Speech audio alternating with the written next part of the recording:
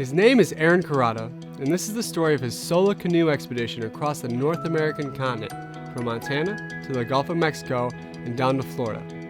That's what he set out to do, his personal mission, but little did he realize it would become so much more than that. His plan, when he left, was to paddle just a little bit more than 3,800 miles. Starting his journey with few resources, little money, and no contacts, was a way to push his limits both physically and mentally, enduring harsh climates, river hazards, and numerous obstacles both on and off the water. And to top it off, everything Aaron owned was in the bottom of that canoe. Everything he had in the world was floating down the river with him. The true meaning of this journey was really to find purpose, and only by pushing himself to the extremes would he find it. But Aaron never saw it that way. It was simply the only option he had left, one that would get him back to himself. Aside from the elements, he also added pressures, ones that most paddlers would never ask of the river or force on it. These were rules set by Guinness to make this expedition eligible for the Guinness Book of Records, the longest solo journey in a canoe or kayak. Hey friends, Adventure Aaron here. It's day 12 and I am in Coal Banks, Coal, C-O-A-L, not cold. However, Coal Banks, Montana tends to be the prep day before you hit Fort Peck, and Fort Peck tends to be the place where 90% of the people who attempt this trip fail. So 3,700 miles would be the nautical miles to get to the goal. They insist on a strict list of requirements in order to make the record eligible for claiming, including he must do it alone, with no one else in the canoe paddling. He must use a regular canoe, nothing carved or custom made, no other form of propulsion except his one paddle. He cannot stop for more than 14 days. He must stop and start in the same spot, while any portages around dams or to other rivers must be done alone, on foot, all of which require dozens of signed witness statements.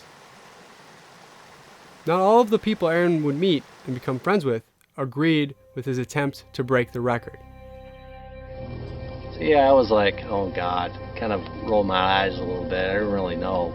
I just told him that Guinness is basically dictating how an expedition should be, because there are so many people, so many paddlers over the last 5 decades that have gone much further than what the Guinness record claims is the longest trip.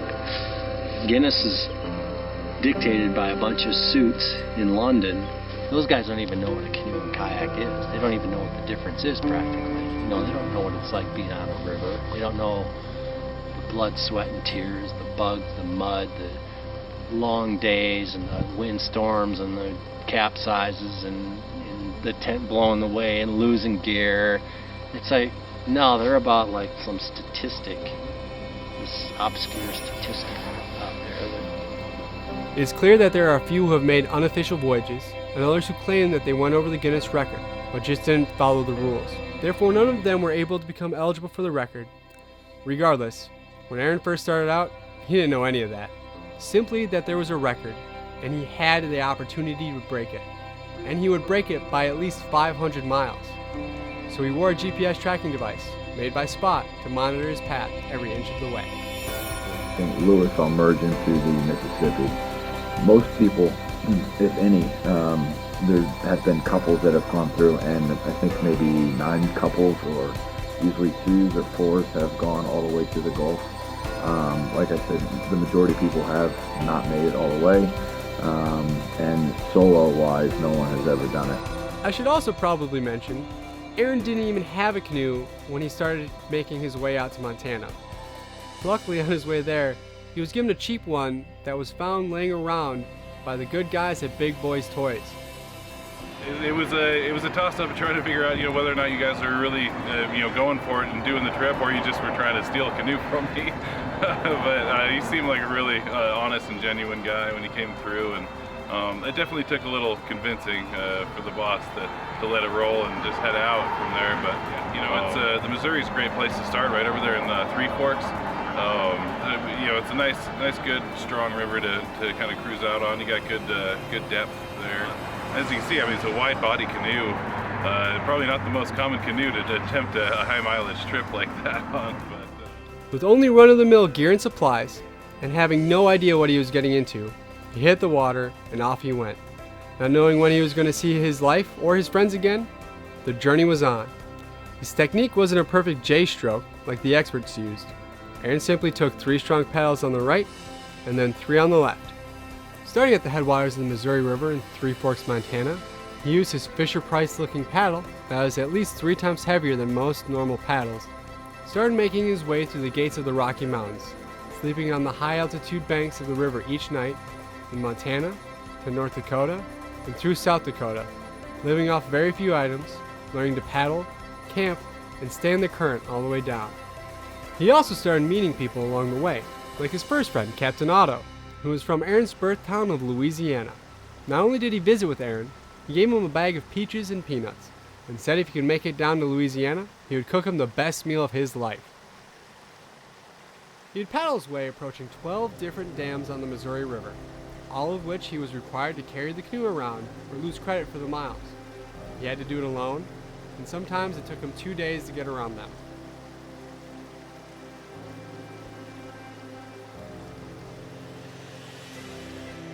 He continued on through 3 big lakes, some over 100 miles long, and then among some amazing small river towns like Yankton, St. Joe, Herman, New Haven, Washington, and continued making more new friends.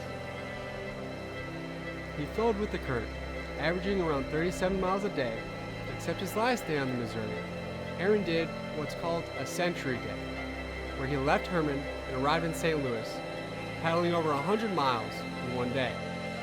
It was here, on day 80, he arrived, and by river chance, met some other paddlers, who then took him to the canoe house, where the legendary Big Muddy Mike lives, with other expert paddlers and guides like Janet Moreland. Leaving the confluence and heading downriver of St. Louis, he entered onto the Mississippi, which became a whole new ballgame, one with traffic like barges. And after 80 days, the pain started to catch up. The pain in his hands, pains in his shoulders, pain in his back, it all became grinding. And then the mental game all the time, the constant beat of why am I doing this?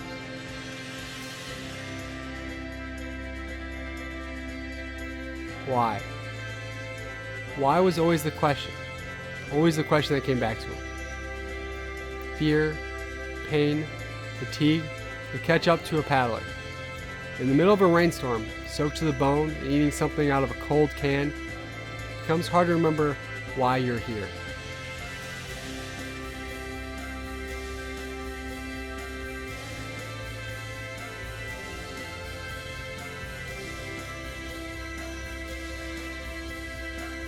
Aaron began thinking about something to give him a why when he couldn't remember. Something external, something that asked for dedication and responsibility. A keystone to fix his resolve in place when he had none left to give. That's when he started to realize that support from others on social media, and perhaps on the news, would begin adding more reasons to continue on. And suddenly, the voyage started to take on a new, deeper purpose. Meeting and visiting with locals along the way who adopted him for a night sometimes gave him hope and strength, but also gave him perspective. A new perspective of what it was like to be a man whose home traveled with him wherever he went. His friend, Alex Gilbert, had started a charity called I'm Adopted after he went to Russia to find his birth parents. He wanted to help others do the same thing, including in America. So Aaron offered to have it painted on his canoe as a bit of publicity. Why not make this the best reason to complete the mission to reach the Gulf? Anything to focus less on his journey and more on others. A way to carry him through the isolation and doubts. And wouldn't you know it, with a charity on board, the expedition was now getting a lot of media attention. An Omaha man is traveling thousands of miles. Yeah, but get this, he's doing it with only a canoe and a paddle. It was time to readjust my life, so I tossed it up to the man upstairs and I found a current in Three Forks, Montana. It was there that Aaron Carrata jumped into his canoe and started paddling. Aaron Carrata started his journey on June 30th, and while he said he had a bit of a rocky start with weather, he will keep moving forward to complete the journey, all for a good cause. Kurata plans to beat the record with 3,700 miles, a feat he was happy to take on in order to spread his story in hopes of helping others. And now, Adventure Aaron, having paddled the Missouri into the Mississippi in a mere 15 days from the Gulf, he felt like a seasoned paddler. And sure enough, the media attention continued. But then came attention from other paddlers. Other paddlers Aaron didn't know. Paddlers that were not supporting his journey and suggesting that unless he went further, he shouldn't even think about claiming the record.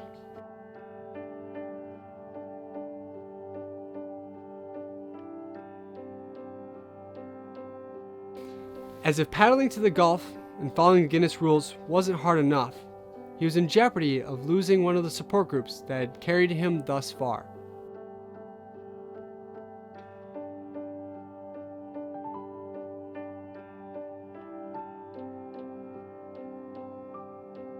As the coverage continued, Aaron began using the Guinness goal to hook the attention of the media, then only speaking about the charity, playing the media, but also getting ready to make a bigger announcement, one that had never been made before, paddling the canoe from the Mississippi River to the Atlantic Ocean. Wouldn't you know it, his first friend Captain Otto, a friend he made way back up on the Missouri River, kept his promise. He made him some pasta galaya. Well, himself, his uncle, and a friend took a day to figure out how Aaron could get off of the Mississippi into another waterway that would ideally land him in the Gulf, close enough to land that he could continue on to the ocean, ideally using the Intracoastal Canal. They found a route that was near perfect. Aaron walked the canoe 12 miles off of the Mississippi into St. Gabriel into the Bayou Manchic,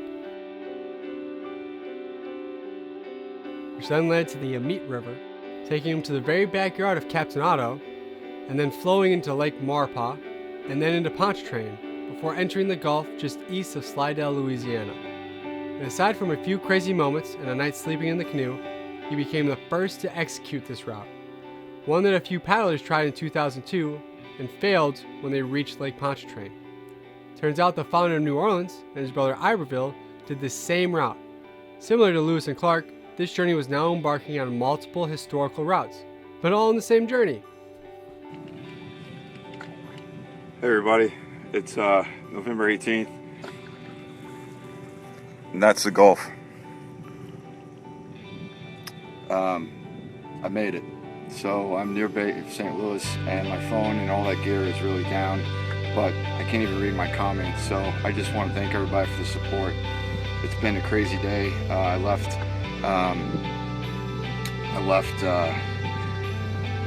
Slidell, Louisiana yesterday, made it to the Wrigley's, and now I've entered into the Gulf of Mexico. There she is.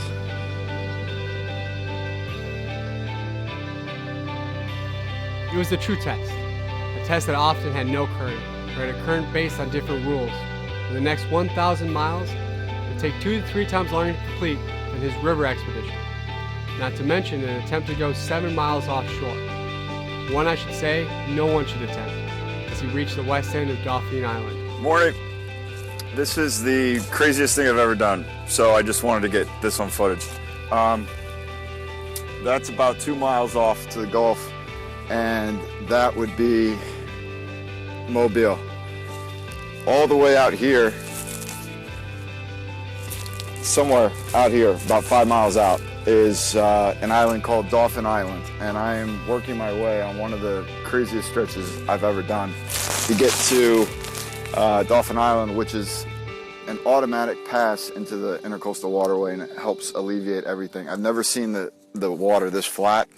It's literally green, like almost see-through, and you can see all my stuff is here, but there's nothing behind me, nothing for miles. So I just wanted to give you guys an idea for what it's like. This to me is one of the most remarkable parts of my journey. I'm gonna go live here because I don't think I'll have cell phone service out there. So I just want to let you guys know that I'm on a 5-mile, 7-mile pass to an island called Dauphine Island in the Gulf from that point there. So thanks for following.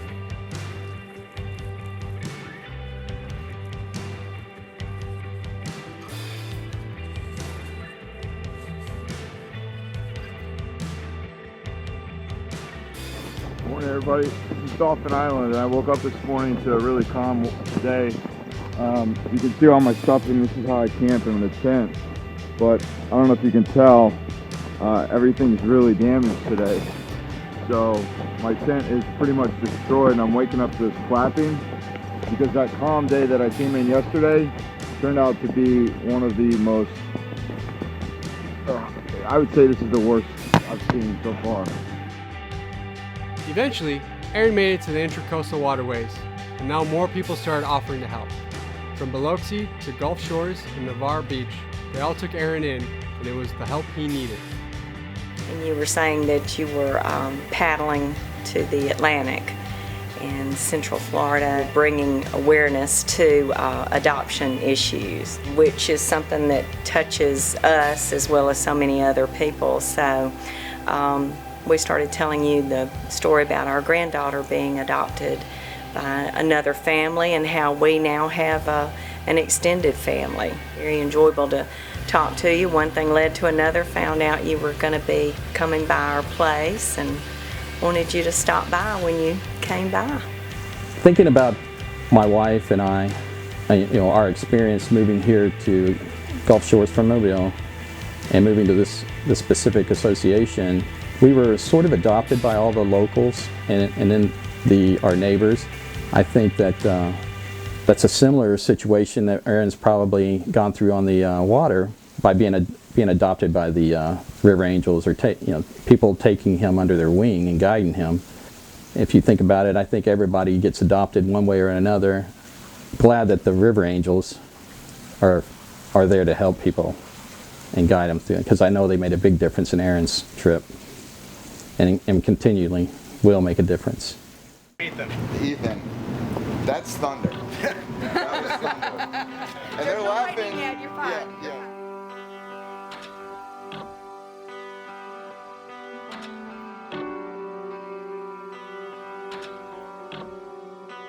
Just got a tornado warning on the phone until 3:30, and it's 2:42. Severe thunderstorm capable of producing tornadoes was located 10 miles southeast of Fort Morgan, 30 miles southwest of the Gulf Shore. That's pretty much exactly where we just came from. So it would be right over there. We go about 4 more miles that way, we'll hit Big Pine State Park, which is a free campground for paddlers, and they're expecting us.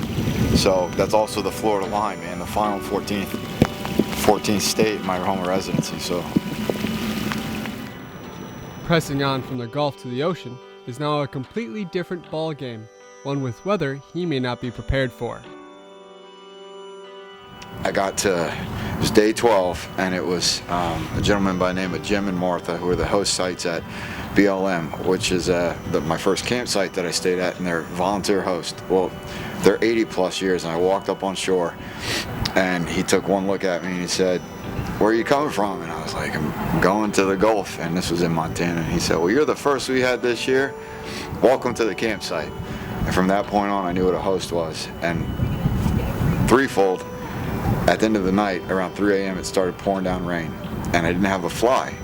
And I didn't realize I was so tired what a fly was, but Jim came out with a flashlight, and I was buried in my blanket, and he was waking me up at 3 a.m. "Aaron, you all right?" He said, "I'm good." I didn't realize until next morning that I was sleeping in puddles in each of the corners because I didn't have what's called a fly. And I said to Jim, I know what a fly is now, Jim. I said, "I'll go get one." He said, "You can't just go get one for your tent." He said, "I'm going to give you my tent. We'll trade you for that one." And sure enough, that's exactly what we did. He's struggling, fatigued, and battling the amount of time he's spending alone. His gear is starting to fail.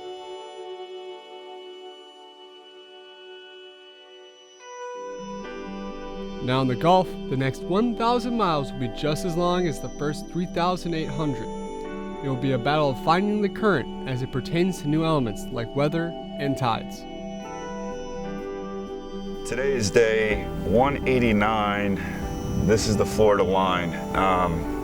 We've just learned, after starting yesterday from Orange Beach and waiting no more than the 14 days by the rules that I've been playing by for Guinness Book of World Records, that even though we bared through the tornado yesterday, we pushed through today for a great wind.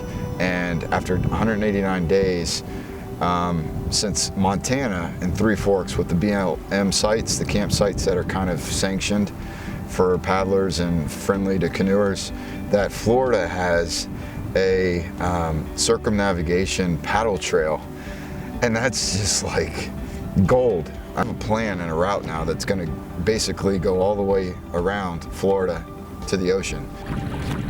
It's a huge wake and we're going straight across, trying to get on the other side of Pensacola Beach. But there's not really a current like when we were with the barges, so I'm really worried because in a canoe, this is the difference between the kayak versus canoe, is that my tip, if it hits it and gets water, it's not going to lift, and that could be the end. You would think he'd go a little, well, it's not his fault, it's probably mine, but when you're at the mercy of crossing something like this. Using the skills he has gained from the first 4,000 miles, he's able to finally make the inlet crossing safely, hugging the shorelines as well. Hour. Sun's going down, it's about 3:15. Then I'm just debating because there's a really strong front coming in that looks like rain, but it's off the Gulf, so I'm not sure if the weather's going to prevent it from coming this way, but from what I can see, that's a front, and that's going to be nasty. I don't have any waterproof gear. Obviously, it's primitive, but my bag's pretty wet already, so I was thinking setting up a tent here and staying dry, or pressing another 3 hours. It's going to be dark. This is one of those calls I just don't know. Tomorrow's a northeast wind, and it picks up to an east wind at 10 miles an hour, which is this way. Right now, we've got 3 miles an hour going that way. And around 7 o'clock, it's going to stop and change, which is going to bring the rain in. So that could hold this off. But I'm not a weatherman, so I don't know.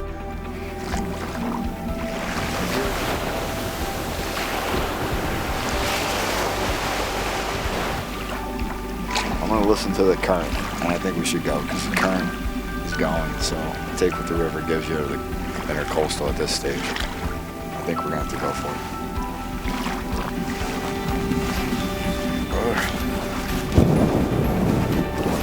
Once we commit, we commit. So looks like we're committing to the bridge in the dark.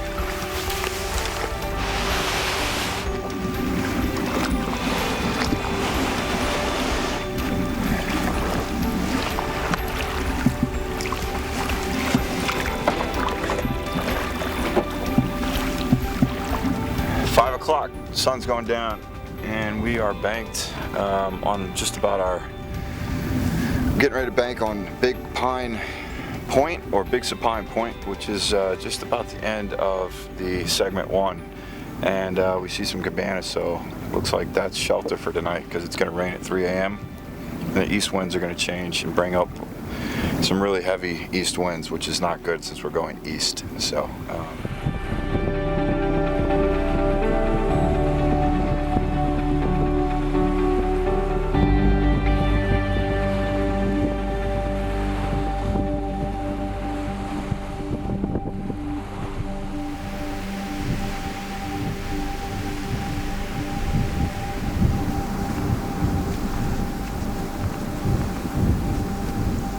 Exactly what I was afraid of. This is not good, man. Not good. What's up? What's going on? Well, it's day 191, and we decided to go for it, but we couldn't make it, and we banked on the wrong side, and we've got a north wind that is not really good. Campground lady didn't have a problem with us staying here. Didn't offer us a place to stay, but said we could stay here if we had to. We've got just enough camp food to last 2 days if we had to. The other side on the Gulf is really bad. It's protected, but there are swells of surf waves that wouldn't make it possible to go over it unless we were Tom Hanks. So we can inch our way down, keep camping before it gets worse. The rain's gonna suck. Well, I have no power on my phone, so I'm out of charged power. We're not going to get solar power. Kind of feeling like we could inch our way a little bit. It's the same thing as yesterday. I don't know, we're dry. We don't really want to get wet. We have to tack 45 degrees into it, like out, in, for 6 miles, which will make it probably like 10 or 12. And if it's not going to be for more than 2 days, I think we should wait.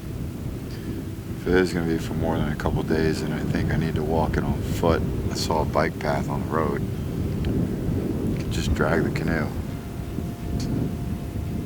Pretty much what I'm looking at. As soon as I can figure out if my phone will stay on. It's just really bad. It's getting really bad after 6 months. How did Aaron get here? What was he doing after this long of a trip? And was it time to stop this epic journey? To understand this is to know something of whom he was, what his life was before he got to this point. He's been in tight spots before. He's flown in crazy aircraft, hunted underwater, raced around the world, and had a few dangerous stunts during his TV career. That was all the life of Adventure Aaron. And how he got to this point, stranded on an island with fierce currents against him, a little more than his open canoe, is just half the story. 10 years ago, Aaron was a normal, happy guy with a career and a solid income and strong prospects. He was in a loving relationship, had a strong family and great friends. Then one day, he was diagnosed with cancer. From having it all, he was facing a life-changing event that blew his world apart, and he was brought to his knees physically, mentally, emotionally, and financially. After the tumor was removed and his life saved, he made the only choice he could make, to live life again, on his own terms. With the help of author Tim Ferriss, he reinvented himself. He became Adventure Aaron. He traveled to over 80 countries in 6 years, made dozens of hours of international television, and created a popular online presence. When it was all going great, his personal life capsized again in a very different way. His now domestic career and previous international travel caused an implosion in his closest relationship. Getting married after 3 years of dating and finding out it was over when she left 14 days later turned his life upside down, hanging again by a thread. It sounds like a cliche, but the river came calling.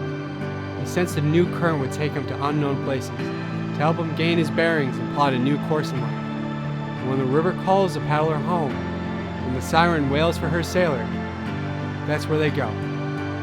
Home. But right now, he finds himself staring at an angry sea, not sure what to do next.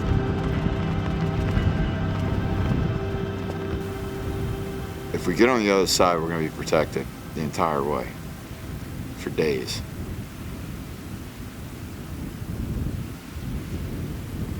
Yeah, we got to go.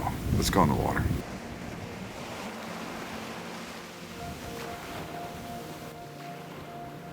To continue on and to make it to the ocean, he would be leaving the shelter of the Missouri and Mississippi. He would be leaving the familiar river shores for salty water, with the foundational belief that he could paddle along the coastline down to the Florida Keys. But exhaustion is certainly taking its toll. Perhaps a new final route needed to be planned. It's the third day. We went about 8 miles. We made that crossing from one of the parks on the other side, which took about 2 hours, but I'm glad we did because you can see how flat that water is, which is awesome. And we went upstream for about 6 miles under the Navarre Bridge and reached the Navarre campground, and we have gotten us a donated tent site, so that is awesome. It's got a heated pool. I plan on taking advantage of that. And then we press on from here, hopefully tomorrow. It's going to be about 30 or 40 degrees tonight, so we got a cold front and a lot of wind coming tomorrow. If we need to buy another day here, maybe they'll let us have another day. He meets another river angel to guide him, offering advice and practical help. The strangers, now friends, are reminders of the power random acts of kindness have.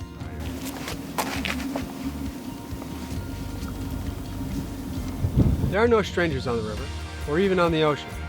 There are only other paddlers, or angels, who go to any length to help out another soul in the water. There seems to be support for this crazy journey wherever he goes. Perhaps people see something in him that reminds them of their own crazy instincts to go off and do something against the odds. It's the support from strangers that's helping him get through. It's about casting off the old life and embracing something raw and real. It's necessity and simplicity wrapped up in a half-soaked bag. Every item counts. Every item means more weight or more hassle. There's no space for frills or trifles in an adventurer's bag. If I get down to nothing, I need aspirin. I need food, so it's usually my Chef Boyardee cans of raviolis or spaghetti, red wine, music. 5 or 6 things, man, and it's just been, it's almost simpler, you know? This is definitely a minimalist approach. When it came to this journey, I didn't ever canoe or kayak by myself before. Really ever. I mean, we would rent a kayak at a vacation spot and maybe go across the lake or something, but I had no experience. And then the tenting, we never really pitched a tent. I never camped by myself, not in a tent. I went through like what I call the midlife canoe crisis and sat in Omaha, closed out my domestic life. It took me 10 months to get through that breakup. I knew personally I had to go. Lewis and Clark did this route backwards. For them it was the right way, but for me it was backwards because the current's going the other way, the way I was going. So I just jumped in Three Forks, Montana and floated down the entire Missouri River. Camping, and I had the kids tent. So I went to Walmart and I started off with a kids tent that was 6x4 because I couldn't afford anything more than that. And it was the cheapest thing. Got to Jim and Martha, and he's the one after day 12 that taught me to sit the right way. I sat in that seat when I first started going this way. Didn't know the difference.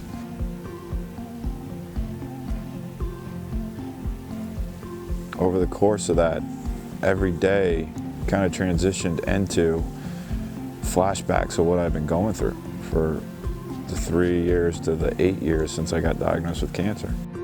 After 3,800 miles of what Aaron calls canoe therapy, there are moments we have to ask, is it actually good for him though? The loss of creature comforts and isolation from society become more weights and more difficulties to overcome. But the daily rigor of paddling, the wonder of the natural world, and the sheer toughness of the experience is bringing him back to the important things in life. Being a survivor of cancer, is a daily duty of thanks. The river expedition is taking him through wetlands, rivers, and grasslands, from the beautiful Rockies of Montana, through small towns and communities, and to the saline marshes of Florida. He calls it his midlife canoe crisis, his escape to reality. But the river has other ideas. Its course changes, not according to any clock, schedule, plan, and it's changing Aaron physically and mentally with every paddle stroke of every day. It's about catching the moment when you can. The constant hospitality of strangers is enabling him to achieve his voyage.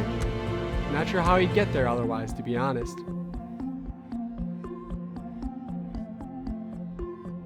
First day I met Aaron, I pulled up at Sansu here in Osceola, Arkansas, and I seen a guy sitting at the table that I usually sit at. And he had his back turned to me and he looked kind of forlorn and really lonely. So I stopped and I said, well, I'm going to give that guy a greeting at least to see just who he is and what's up. And then we got to talking and we learned a little bit about each other's story and each other's lives. And Aaron spent a couple of days here with me, or with us. There were several other guys. But we covered everything from politics to religion and personal philosophies. And it was really a good conversation and a good visit. He said there were times on the river when he was traveling that he just felt so alone and so minute and so small. And I kind of felt for him there because I've not felt that way. Well, Aaron contacted me on the phone. I guess he'd heard about me, and of course I invited him to stop by and take a break, and I guess he liked it so well we let him stay the night. Some hash browns and eggs from our man Richard, who runs BFE, Best Food Ever, here in just outside of Panama City. Thanks, really appreciate it. So we're gonna push off this morning. Okay. But thank you very much for keeping us. And it was Doug at the Florida Paddle. You filmed this? We got some wraps. Oh my goodness. Awesome, baby.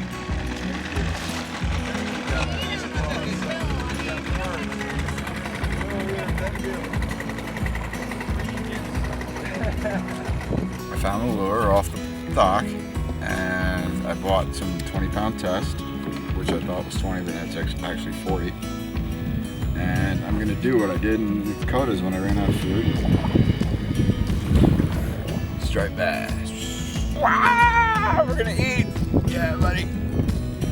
I think we are developing a bigger network of river angels here, but the best advice I can give to any long distance, any through paddler is be ready to take care of yourself. If you need help, the help is there. If you need something, if you want a hot shower, cold beer, food, whatever, double cheeseburger, if you need it, we are here for you. But be ready to take care of yourself. Roped the spool around my toe and then let it hang around the bar, and within, I'd say 30 minutes, we have a striped bass.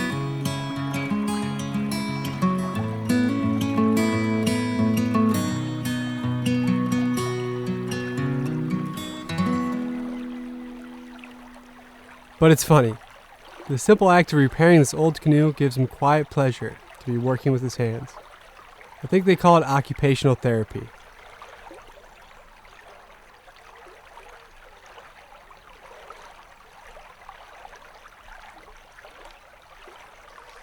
A recent tropical storm has smashed this area, taking the heads off trees. The elements are his friend and his foe.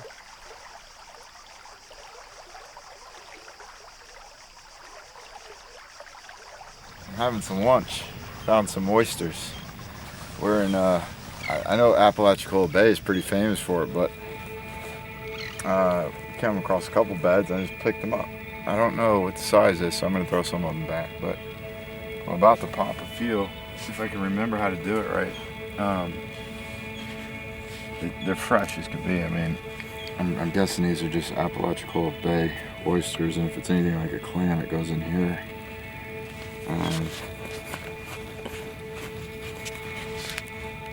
Thinking like a clam, you just kind of stick it in between anywhere you can get a really good spot and hope for the best, I guess. But, oh yeah, there we go.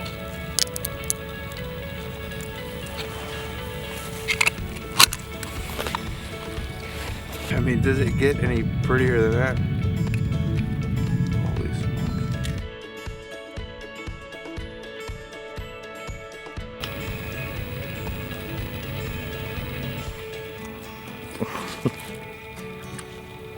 Oh, God. Oh my Lord, that's so good.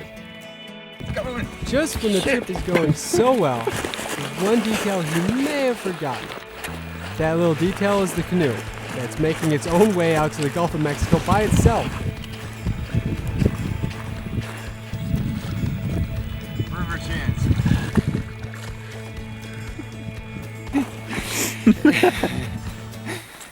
I knew as soon as you start pointing that camera, something was wrong. Crazy. Wow. Good to know. Lesson learned. Another one.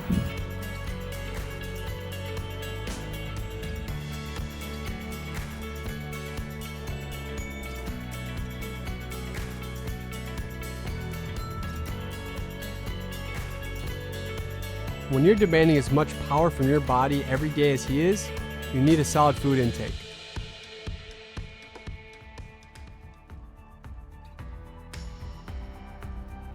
Trouble is, he's now down to only about 900 calories per day.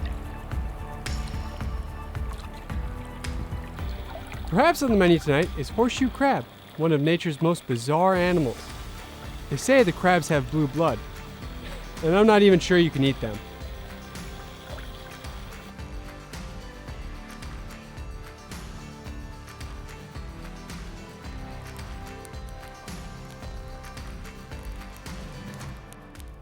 He's been going for so long that he may be in danger of losing the reason for his expedition. Lack of food certainly isn't helping and may be causing him some physical health issues. His journey is now a quest for meaning and basic survival.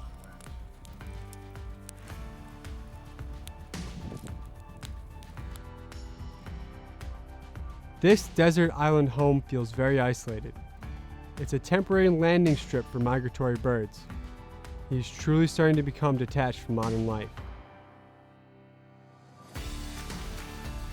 It's been a little crazy in that aspect, but my mind is good right now, and I'm watching it closely, because if it does get confused or lost, I may have to call it a day.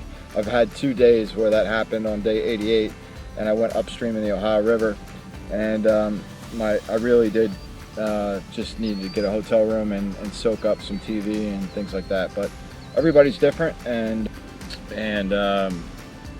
just like Forrest Gump, I'm just going to keep on paddling. We found a new route to the ocean. We've done really good work for I'm Adopted, so everybody who's watching, thank you very much. It's been awesome. This is the final crossing from basically Alligator Point to the west coast of Florida. It's been the longest crossing by far, offshore, maybe a mile to 3 miles at points, and 20 to 25 across. Big Bend. And it's about an hour left of sunlight. And this is the decision, like you don't, it's all marsh. Marsh maze, like the Wrigley's in Louisiana. So we're just trying to, basically I just need to find a place to camp. And you can't tell, there's nothing that looks like any options, and it's gator land and it's marsh. So I'm gonna get closer to it and find it. But this is the final crossing. It's been a long freaking day. Really long day. That's the Gulf. So it's pretty crazy, but we're almost to land. Everybody has been talking about this, including myself. I put way more drama on it than I should have. And I think I haven't known anything about my journey since I started. And knowing less is better, because when you get in the element, you get curiosity and you get less expectations of what you could talk yourself out of, at least for me. So it's been awesome. It's calm. It's not Destin Beach, which is crazy. So all we do is get straight down. I mean, we're 153 miles from the cut in, and then another 150 and done. Almost every thought now is about finding a general direction. The current's flow gives guidance, but as the flows in the Gulf change second to second, so do his. No, we're so far along, honestly, man, that people just don't even, like, they just ask the question, why? Why are you even doing it? And I don't have the answer. I mean, you can't sum it up in a soundbite. You really can't. My reason when I started was what I thought, and I've learned now, was probably pretty egotistical. And I've removed pride and ego and accepted humility to the point where it's gotten a resilient chance for myself. And I don't think people should ever have to encounter resilience, but if you have to, and you're in a situation that you do, and you can understand that ego and pride and the removal of those two things will allow resilience to happen, then you're on the right track. We're in a part of the stretch right now that has gotten to the point where it's like, okay, you're 210 days out today. You're on an East Coast time zone, which is great, but why the hell are you still doing it?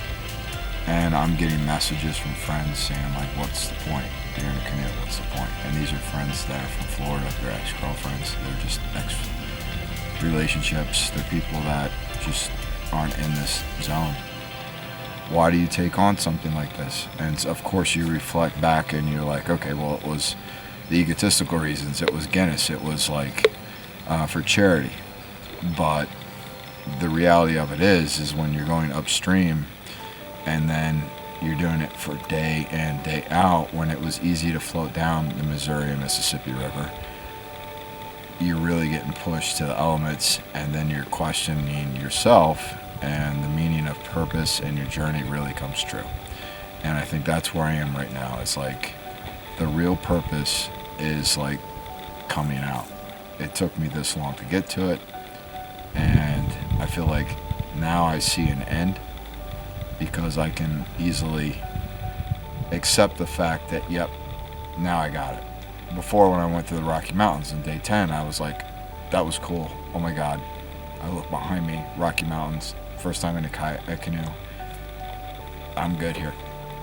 And then I kept floating down, and then it was like 12 days of isolation, and I wasn't good. And then I got through that and learned a lesson, and that lesson after 12 days of isolation had me realize that I was like, oh my God, there's still stuff that I have to learn.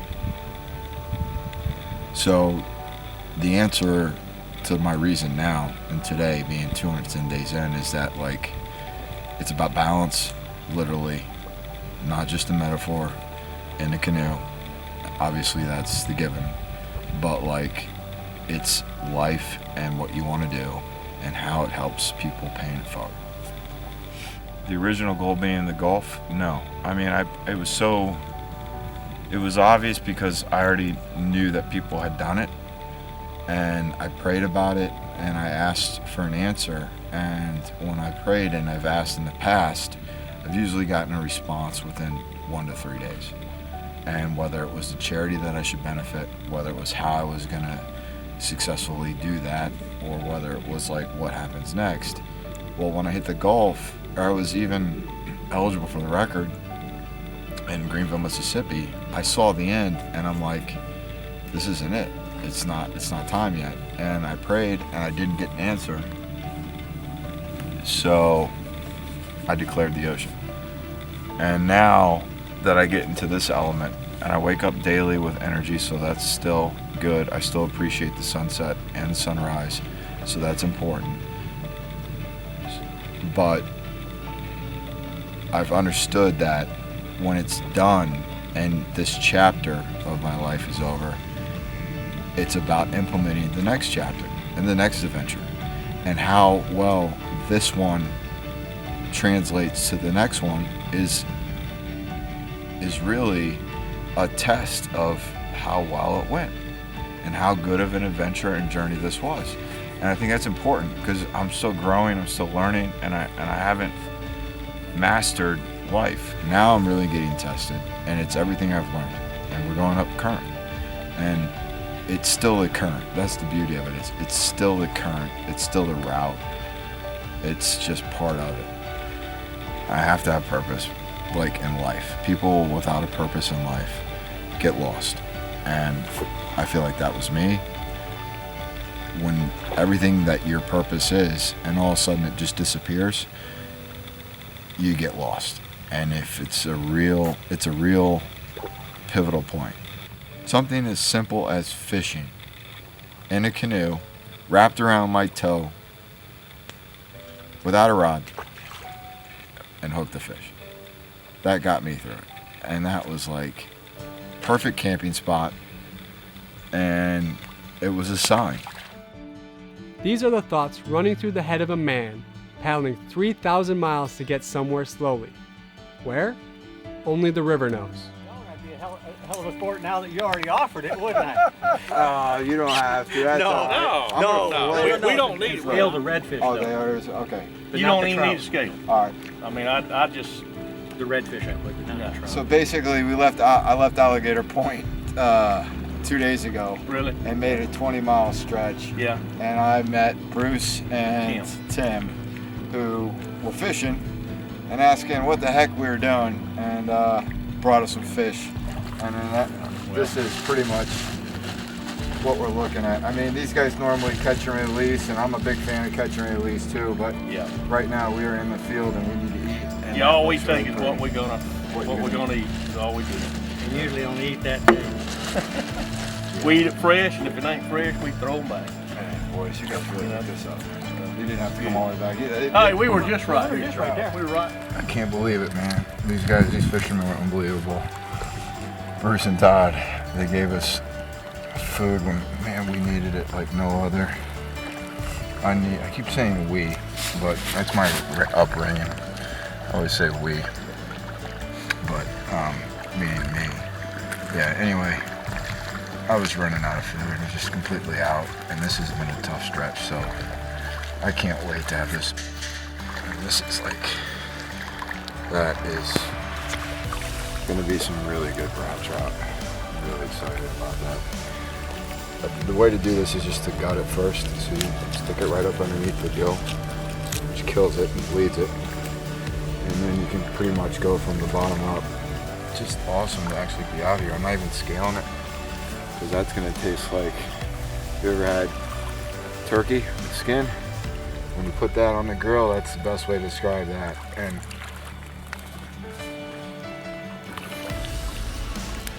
the expedition is now on the canoe diet, maybe the self-denial diet, and I don't recommend either as a healthy way of life. the last bit of cheese sauce that I have for my fish. I'm having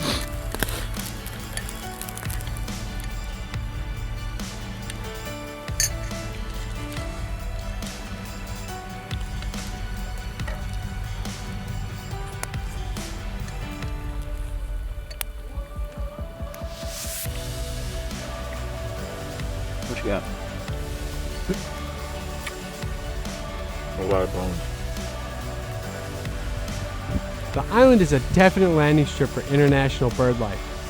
They seem to be watching him for sign of activity, as both bird and man plan their next move.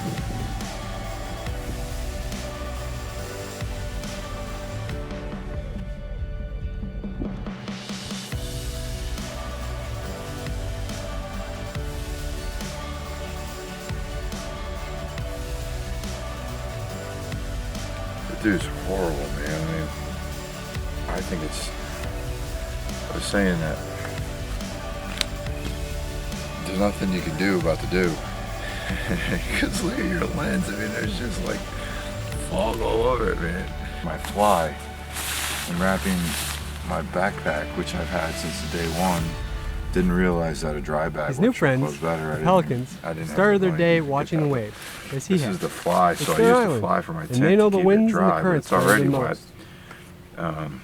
And then I just... His next moves are always commanded by the over wind there. and the currents. Sleeping bag Either isn't sweeping dry, him but where he it's in wants a to dry go, bag. or worse, out to sea.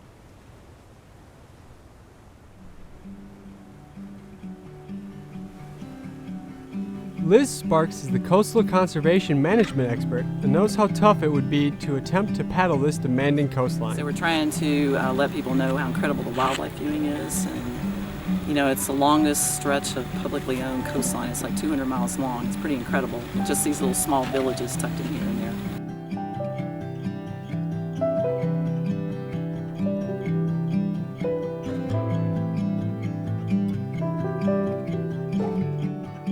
An incredibly diverse habitat. This is almost 900,000 acres of Big Bend Seagrass Aquatic Preserve, which is sort of the foundation of the food chain for all types of marine animals and the wildlife species. So it's also part of a migratory flyway for one of the most spectacular species you'll see is the white pelican.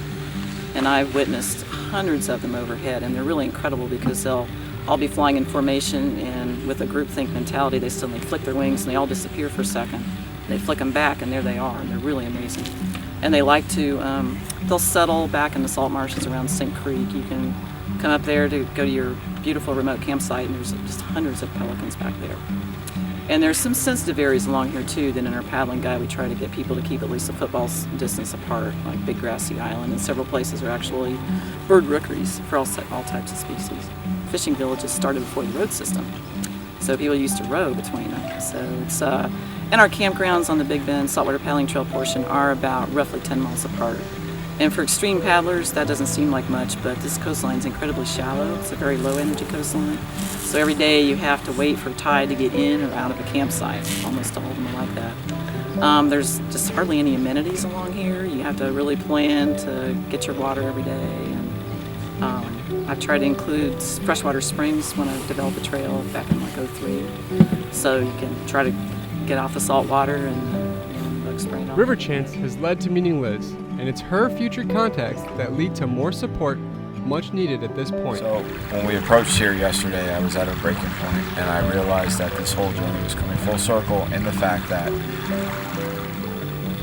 the understanding of purpose, resilience, and the longevity that it takes and lessons that it learns to get to a point this far changes daily has gotten me to this island right now.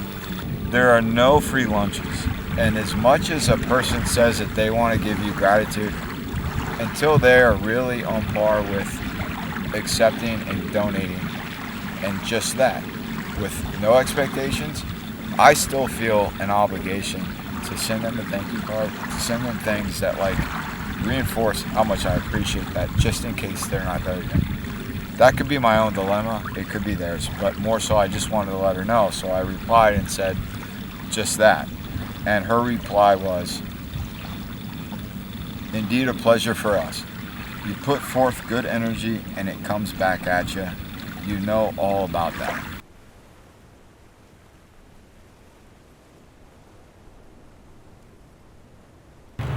An awesome stop for the Florida Navigation Trail called Seahag Marina, home of the town we are in, River End, that I can't pronounce.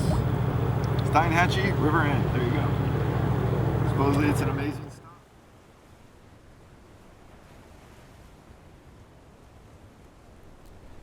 It's a weird feeling to have your feet on solid ground after such a long time paddling. At Seahag, a delightfully named marina, he had a hard time explaining his story to the locals. So tell me again, where you paddling to and from? So from Three Forks, Montana, started on June 30th and heading to the Atlantic Ocean. Wow. First ever descent for canoe or kayak, pretty much. That's awesome. I'm going to be accommodating you guys with a room for tonight. We've also got a 5-gallon bucket full of water for you guys to take with you. So hopefully that would help out. And we've also accommodated dinner for tonight. So you got dinner for 2. Romantic if you want it. No, I'm just kidding. So, but yeah, we're trying to help you guys out and keep you fed, keep you hydrated, and on your way with a good night's sleep. People come out here looking for a wonderful getaway time in a nice, quiet community that has a fishing problem, as some people would say. We're mainly based around scallop season, so that's our busy season, and that's what we plan everything around. And the scallop season's from June, basically the end of June, 1st of July, through September. Yeah, we were at the Fiddler, and thanks to the kind people at Seahag Marina, we are going to eat on them tonight. It's been 2 unbelievable days of emotions, so I'm just soaking it in and about to put it in, literally. I'm gonna eat some good food tonight, hot food, and just enjoy this awesome fishing town and all that the people, the kind people at Seahag Marina did for us. When you experience kindness from strangers, like the kindness from the friends at Seahag Marina, it fuels you for the next stage of your journey.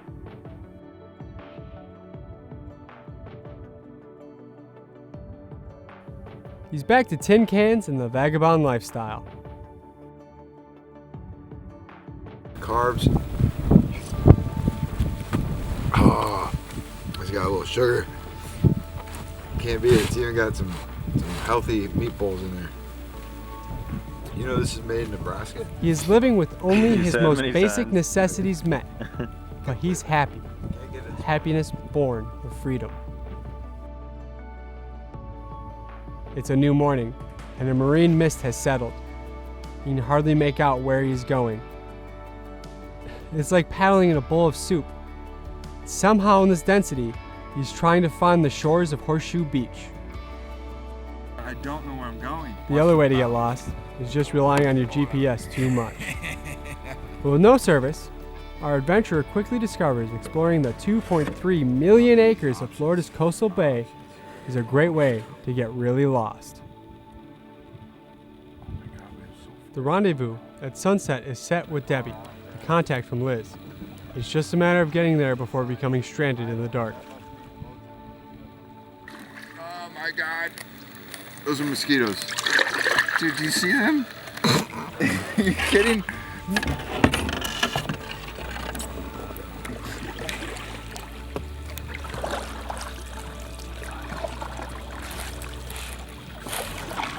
I said, hey, excuse me. And he came running out and he said, hey, we're looking for you. And it was Leroy, the guy that put us up.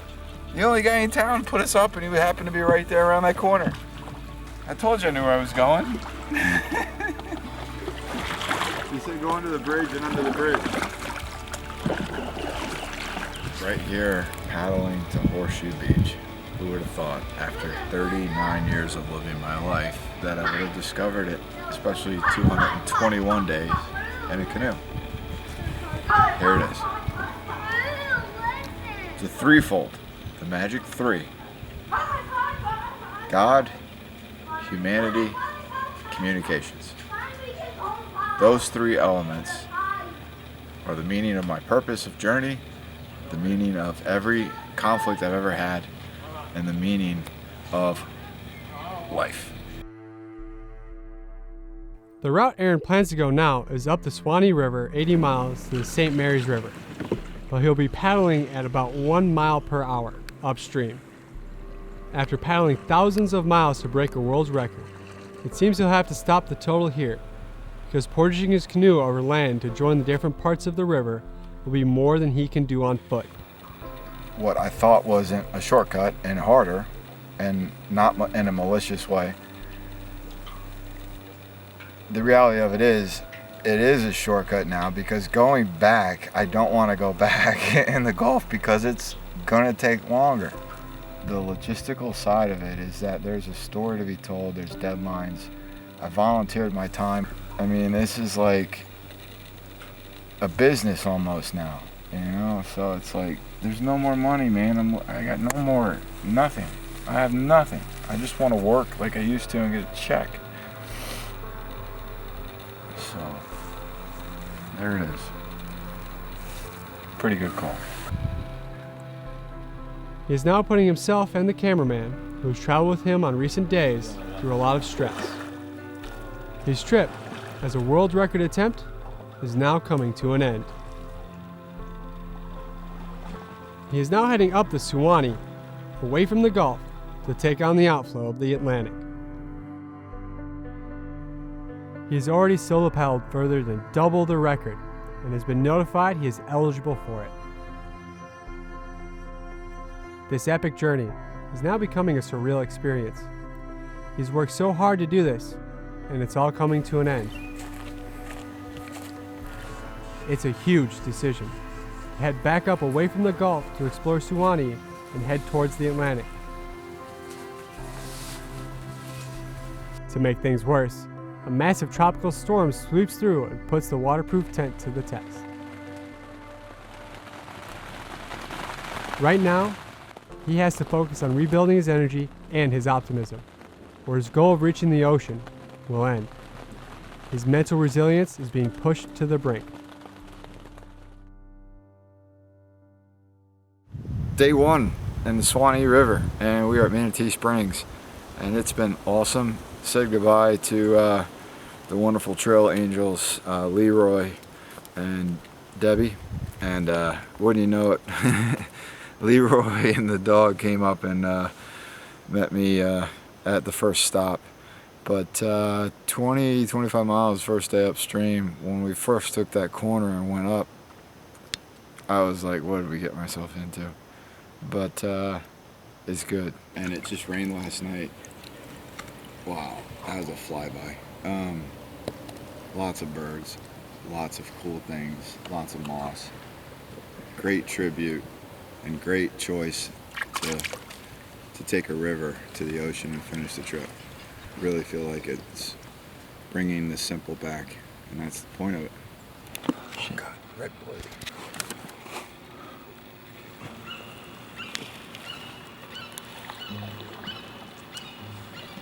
Manatees are nature's reminder to just chill out. Can't look at one and not sense their calm and gentle take on life.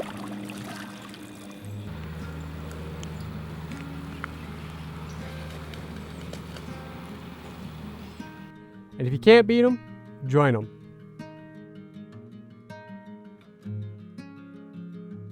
And when he least expects it, his old river angel buddy, Leroy, shows up to offer some advice and a listening ear. Just what he needed. That's all I had. Come on. I had a big old lunch. I had Come on. potatoes and chicken and Come on, try it. 2 big old fishes with fish. The Swanee River, upstream.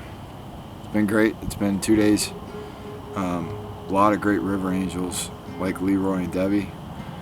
And it's a tribute to Lewis and Clark going upstream, and I never thought I'd have the opportunity to do it myself. And it's not that it hasn't been uncharted, but as from a paddling standpoint, like I feel like I'm doing that because no one's gone from the mouth of the Gulf where the Swanee starts or ends up to the St. Mary. No one's done that route. So like Iberville and his brother who founded New Orleans did the back door to the Manchac, where I found out later after I did it. I was searching for the reason to do it here, and I'm not going to claim like I had a plan, like this was right in advance, but what I have found since I started doing it was that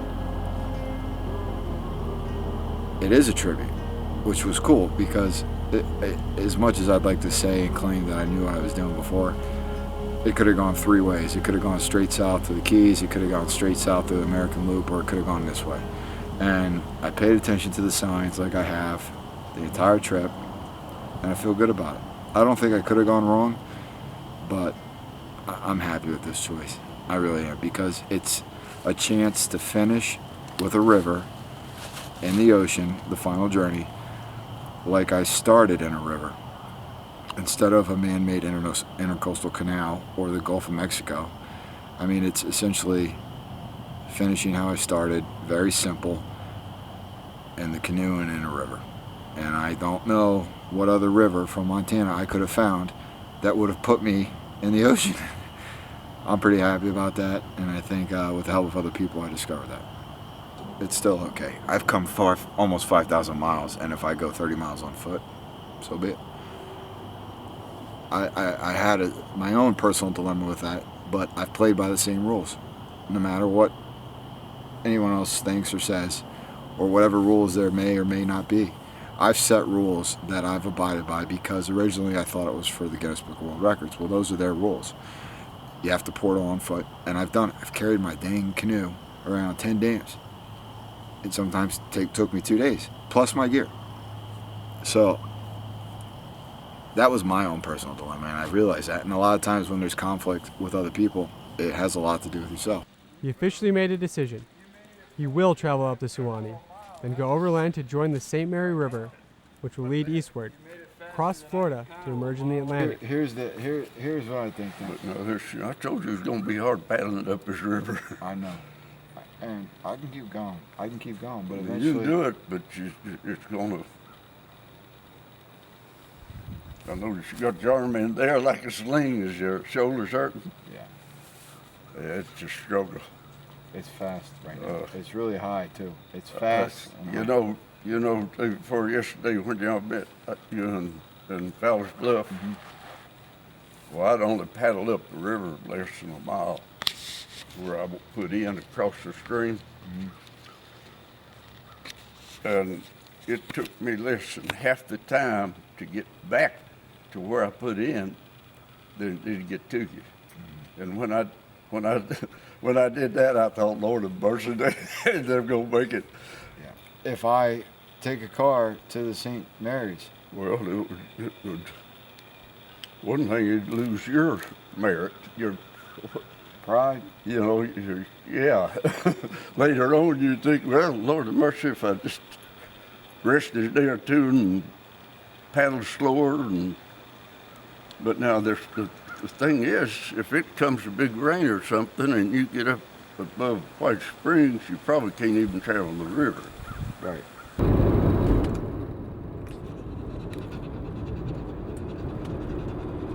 By the end of his trip, verified by GPS, he will have paddled over 5,000 miles. Leroy is a river angel indeed. Without his kind intervention, he might still be paddling up the Suwannee. And it's going downstream. If y'all gonna go, you better hit the river.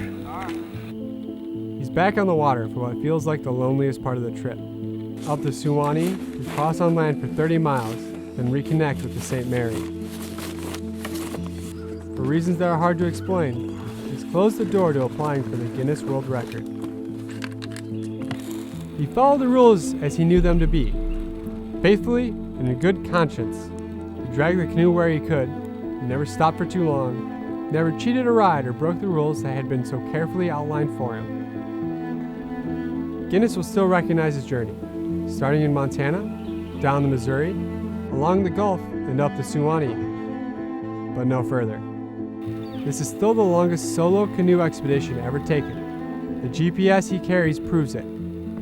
But for Aaron, it's not his place to take it. He's learned that the journey was about the journey, and just that. A journey no record could ever justify. More so, it's about avoiding conflict from those who helped him along the way. Perhaps leaving it open for someone to paddle the same journey and take it for themselves. Aaron found something in himself on his expedition, and that's the purpose of the journey. But making it to the ocean is too, You can go and close that isn't on something he's quitting on. My hands can't even make a fist. I mean, not to mention just how hard it is. They're hard as a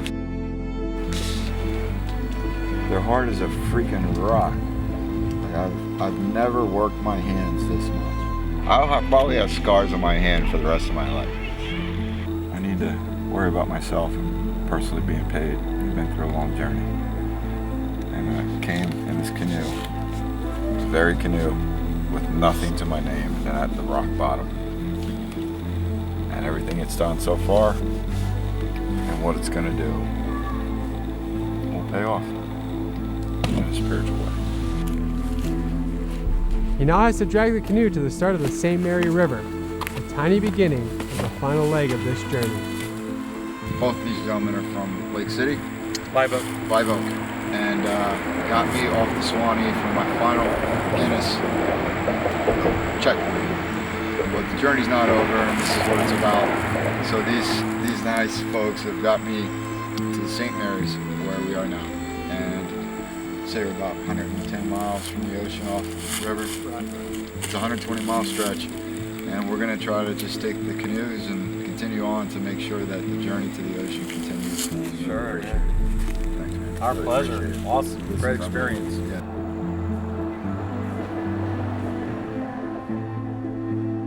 It's portaging time again. You try dragging a 16-foot canoe over cement uphill. It makes paddling seem like child's play.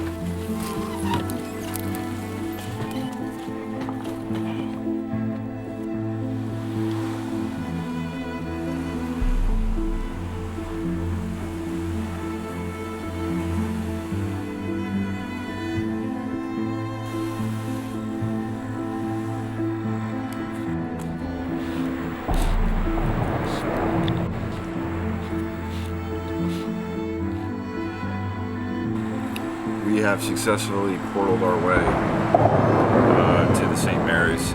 We got here with the help of River Chance, once again by our fisherman friend that I met named David, and Destin Beach, who I met from Ricky and Natals, who introduced us to his friend here named Philip. And they, him and David picked us up, and we portaled from around the Santa Fe confluence area to 40 plus miles for the first time by a vehicle. So my final checkpoint for Guinness will be there. But by no means is the journey over, and here we are now as many people portal and do, we found a spot that is about 10 miles south of where some adventure racers go on the St. Mary's, and we feel that this is the start of it. So there's enough water we hope to navigate up, and that's what we're going to do. We're at the St. Mary's River. Supposedly this thing goes to the ocean.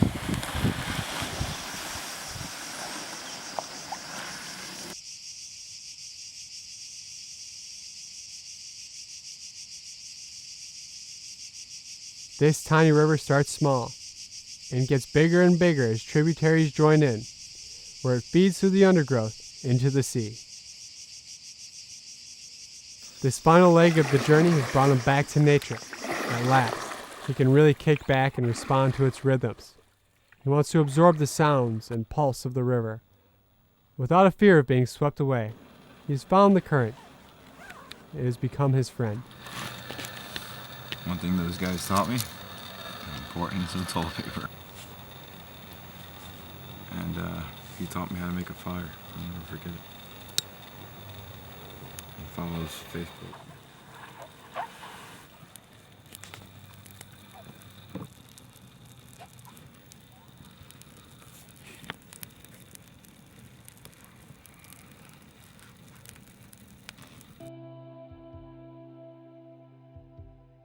When he reflects on this whole crazy journey, even I can't believe that he covered 14 states, 5 rivers, and a few tributaries, paddling over 5,000 miles total.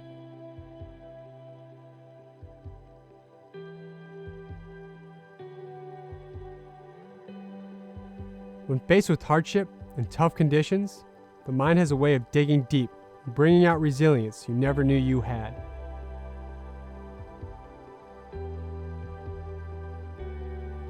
He found meaning in his ability to endure. Perhaps that's the greatest thing he could learn. Aaron is on the final leg of his canoe epic. The St. Mary's River is a 130-mile blackwater conduit that will lead him to the Atlantic Ocean.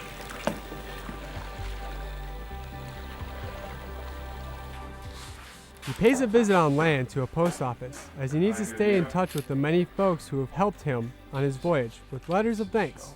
When I get the golf, sending some people some thank you cards. It's a 15-minute walk to the post office, but it's the least I can do for the support that they've given me.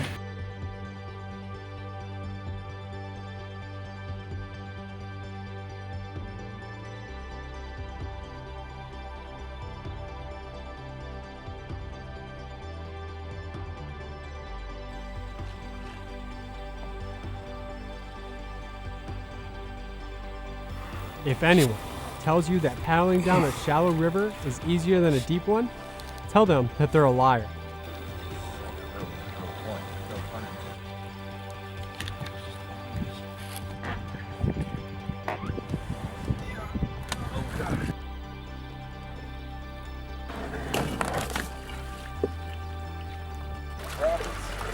The St. Mary is rich with history. During the American Revolution, Georgia's early settlers took up arms against the British soldiers on these banks. But today, the worst hazard he can expect are downed trees in the river.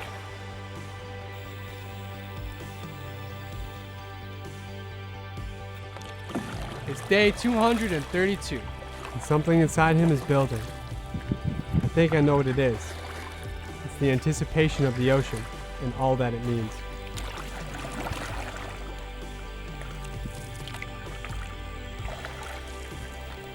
This trip has brought him to the edge of reason. It's no easy feat, and not for the faint of heart, and not for those who can't follow the current. I have to repeat the observation by noted author Catherine Lasky. I think the Lewis and Clark expedition was the single greatest undertaking in American history. He's making camp for what may be the final time. It's a weird feeling. His life is about to disappear. How does he feel about it? Is it a sigh of relief? Is it happiness? Or is it fear? He has stripped his life back to nothing, and exists on the goodwill of strangers. All of his possessions are little more than he carries. Did he ever need much more?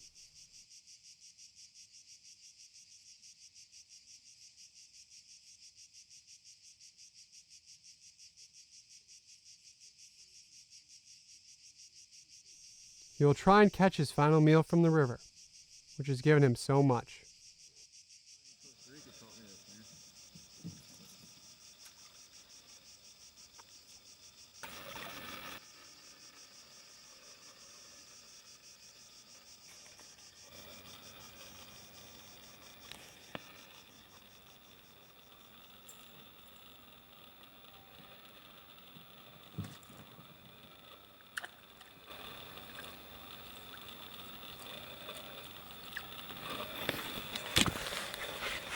That way is the ocean. So it's not a bad outlet or inlet. It's not a bad inlet. There's some current you can see going different ways, but this is it. Atlantic Ocean right there. And back to the seafaring ships, barges, but 233 days today. And these hands are dirty, really dirty and hard, but the journey's over. So what a beautiful way, beautiful morning to do it. It's Friday, February 17th. Started June 30th, and this is it. As he anticipated the sea, one can echo the words of William Clark, explorer of this great land, taken from his diary dated 1805. Great joy in camp. We are in view of the ocean we've been so long anxious to see, and the roaring or noise made by the waves breaking on the rocky shores may be distinctly heard.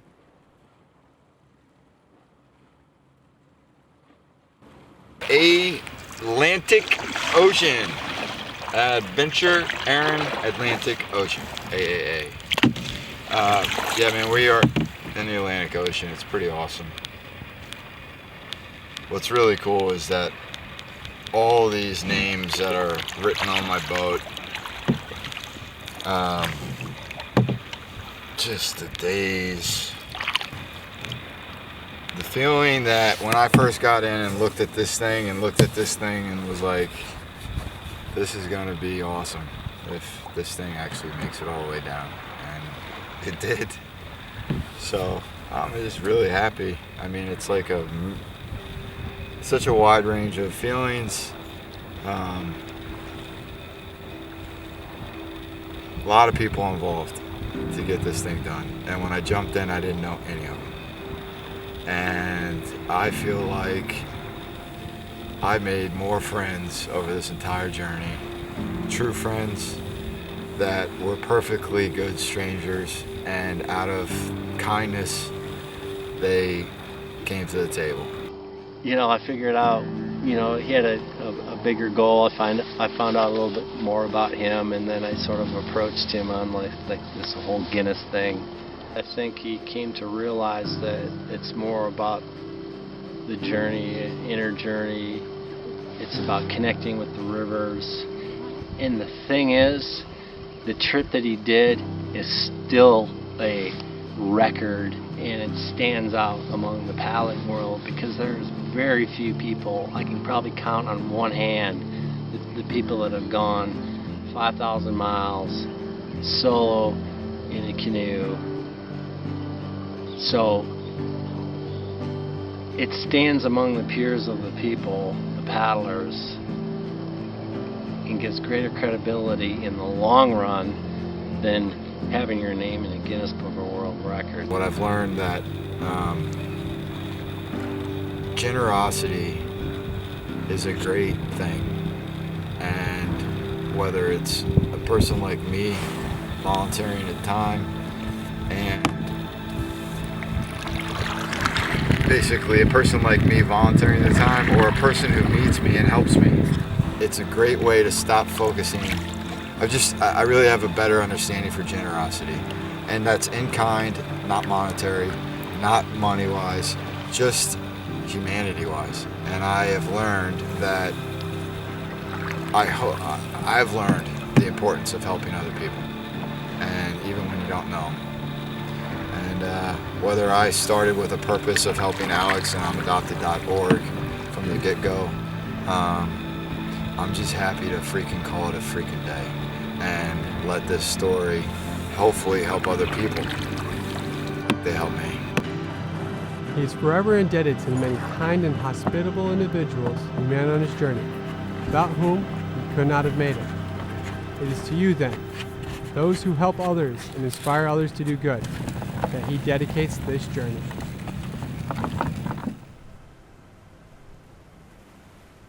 And where do I fall on this journey? I happened to meet Aaron by river chance and river time. I completed a group paddle with my friends Noah and Cassidy, starting at the trickle of the mighty Mississippi to the great salty outlet of the Gulf. I met Aaron in St. Louis, a kind river angel himself now that helped me more on the river than he will probably ever know. And may you, through all your difficulties and trials, find the current to see you through this crazy journey like it has for us.